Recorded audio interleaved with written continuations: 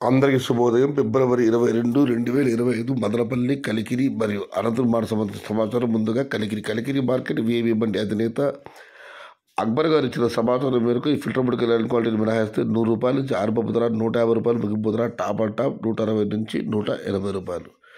Today Kalikiri market tomato small boxes ₹100 starting rate, ₹150 ending rate, top and top ₹160 to ₹180. ఇక